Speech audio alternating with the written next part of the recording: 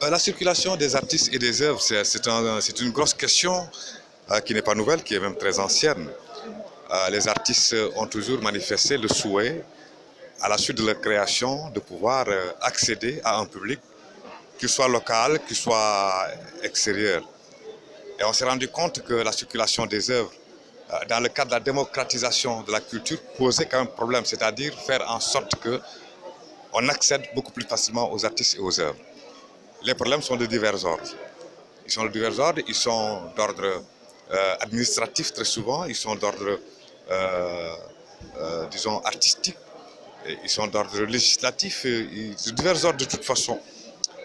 Et nous, l'OIF a toujours réfléchi, et a toujours essayé de créer des instruments pour faciliter la circulation des artistes et des œuvres. C'est dans ce cadre-là qu'il faut peut-être placer le marché des arts du spectacle, qui est aussi, il faut le dire, une création de l'OIF. C'est dans ce cadre qu'il faut également inscrire les Jeux de la francophonie. C'est dans ce cadre qu'il faut également inscrire un certain nombre d'instruments mis en place par l'Organisation internationale de la francophonie, qu'il s'agisse de en scène, qu'il s'agisse de contrats de confiance, qui sont autant d'instruments qui permettent à des artistes non seulement de pouvoir produire, mais d'avoir la possibilité également de diffuser leur production.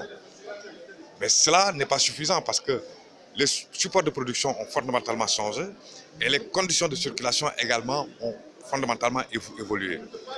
Non pas simplement au niveau administratif, juridique, etc., mais au niveau même technique. Quand on intègre aussi les nouvelles technologies d'information et de la communication, on se rend compte qu'il y a de nouveaux paramètres qu'il faut prendre en compte pour aussi entrer dans la stratégie de circulation globale des artistes et de leurs œuvres. On a des artistes qui créent, qui n'ont pas la possibilité d'accéder à un public. On a des artistes qui créent, qui ont la possibilité d'accéder à des publics, mais dont la production n'a pas atteint une qualité suffisante. Donc c'est tout ce travail-là qui est posé et qui pose en même temps la question du financement de la circulation des artistes et de la qualité même des productions à proposer au public.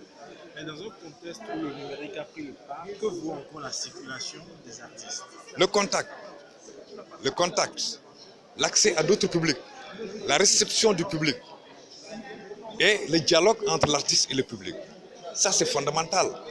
Et ce n'est pas à travers les nouvelles technologies d'information et de la communication qu'on peut toujours avoir ce retour, cette remise en cause et cette adaptabilité et cette nécessité véritablement d'améliorer la production pour répondre au mieux aux attentes d'un public qui est quand même un public pluriel.